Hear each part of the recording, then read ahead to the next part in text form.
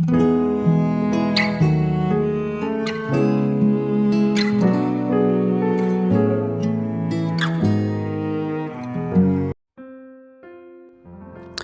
saudara yang dikasihi Tuhan Yesus Kristus, selamat malam dan salam sejahtera bagi saudara semuanya.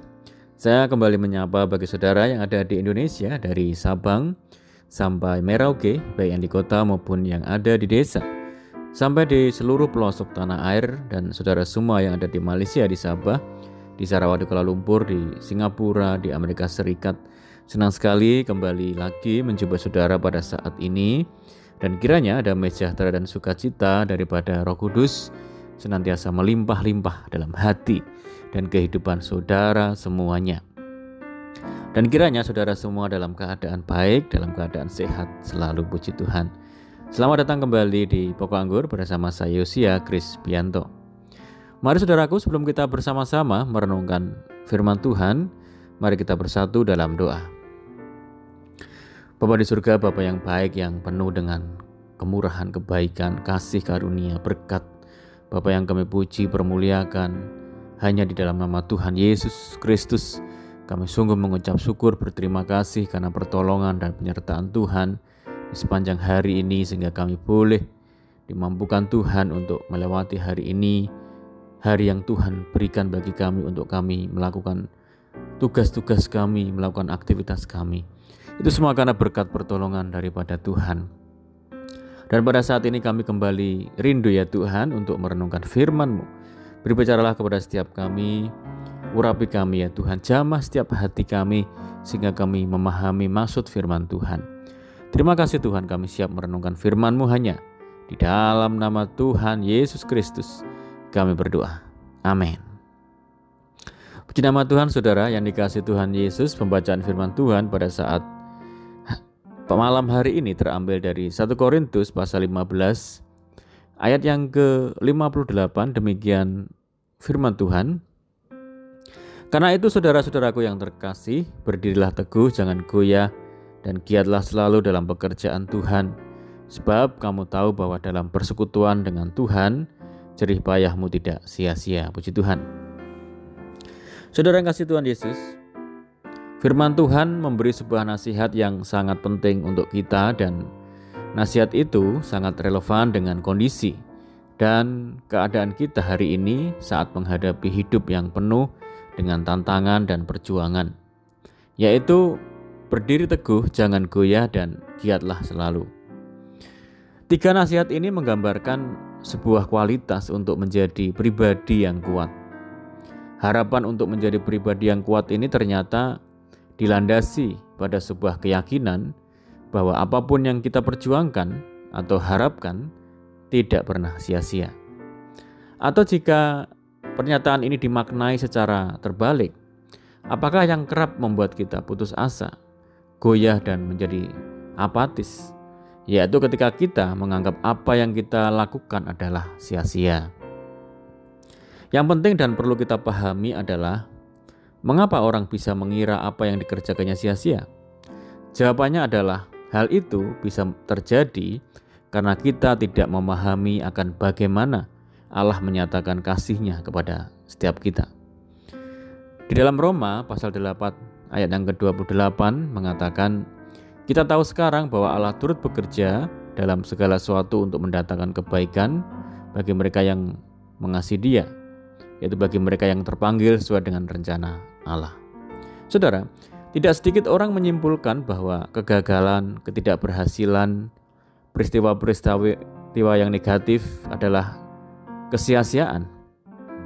Sadarkah kita bahwa Allah ternyata memberi jaminan bahwa dalam segala keadaan hanya rencana kebaikan-Nya yang akan terjadi.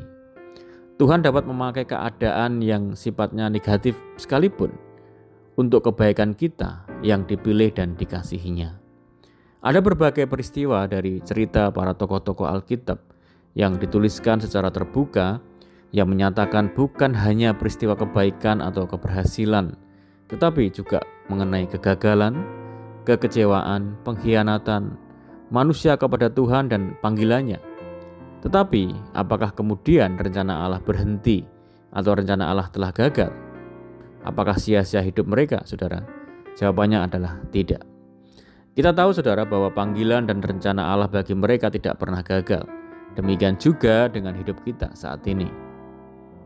Ketika Tuhan Yesus menyatakan rencana kematiannya di kayu salib, murid-muridnya pun tidak paham dan berusaha mencegah, karena mengira bahwa kematian itu adalah tanda kesia-siaan.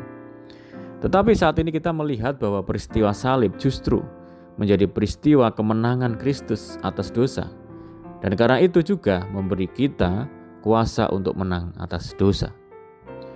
Tuhan memberikan jaminan melalui firman Tuhan yang tertulis bahwa dalam segala keadaan hanya rencana kebaikannya yang akan terjadi bagi kita yang mengasihinya. Alkitab menuliskan bahwa karya salib bukanlah kesia-siaan, tetapi justru tanda kemenangan Tuhan bagi kita. Maka dari itu, saudara yang dikasihi Tuhan Yesus, apapun yang Tuhan percayakan bagi kita, baik tugas, pelayanan, pekerjaan yang mendatangkan kemuliaan bagi Tuhan, mari kita lakukan itu dengan penuh kesetiaan, dedikasi yang tinggi dan integritas. Sebab Tuhan memberikan jaminan bahwa setiap jerih payah kita tidak pernah sia-sia. Tuhan yang akan selalu memperhitungkan. Amin, puji Tuhan. Mari kita berdoa. Bapa di surga, Bapa di dalam nama Tuhan Yesus Kristus, terima kasih Tuhan buat firman-Mu saat ini. Tuhan, ajar kami untuk senantiasa mengerti, memahami kehendak Tuhan, sehingga apapun yang terjadi di dalam hidup ini kami bisa mengerti bahwa semuanya mendatangkan kebaikan, sehingga baik dalam keberhasilan, kegagalan, sukacita maupun kesedihan, kami dapat belajar bahwa semuanya itu tidak pernah sia-sia dan Tuhan yang selalu memperhitungkan. Tuhan, ajar kami untuk selalu dapat berdiri kokoh, tidak goyah dan selalu giat dalam iman kami, pekerjaan, pelayanan dan tugas kami. Terima kasih ya Tuhan. Dan saat ini kami rindu berdoa bagi setiap saudara kami yang mendengar program ini dimanapun mereka berada, baik dalam negeri maupun di luar negeri. Saudara-saudara kami yang ada di perantauan, Tuhan memberkati mereka, Tuhan yang teguhkan hati mereka untuk senantiasa kokoh kuat di dalam Tuhan. Tuhan menjamah juga menyembuhkan setiap saudara kami yang sakit saat ini dengan kuasa bilur-bilur Tuhan. Di dalam nama Tuhan Yesus, Tuhan yang menyembuhkan. Tuhan memberkati saudara kami semua dalam rumah tangga, keluarga mereka, pekerjaan, bisnis, pendidikan mereka, pekerjaan di kantor, di perusahaan, dan dimanapun mereka bekerja. Tuhan jadikan berhasil. Mohon penyertaan dan penjagaan Tuhan saat ini, pimpin kami, tuntun kami, supaya kami dapat berjalan dalam segala kehendak Tuhan. Berdoa bagi saudara kami yang terikat oleh kuasa kegelapan, Tuhan bebaskan, Tuhan lepaskan di dalam nama Tuhan Yesus. Tuhan berikan penghiburan bagi setiap kami yang menderita, berikan kekuatan bagi setiap kami yang lemah dan putus asa. Kami berdoa bagi daerah kami, kota kami, desa kami ya Tuhan, negeri kami Tuhan memberkati, Tuhan jagai, Tuhan yang senantiasa memulihkan. Terima kasih Tuhan. Ini doa kami ya Tuhan, kami percaya Tuhan mendengar dan memperhatikan seluruh seruan doa kami. Hanya di dalam nama Tuhan Yesus Kristus kami berdoa. Amin. Puji nama Tuhan, saudara yang dikasihi Tuhan Yesus, kita sudah mendengarkan firman Tuhan. Saya yakin dan percaya saudara semua diberkati. Mari kita tetap bersukacita di dalam Tuhan, tetap mengandalkan Tuhan senantiasa. Dan sampai jumpa di renungan berikutnya. Saya ucapkan selamat malam. Tuhan Yesus memberkati. Haleluya.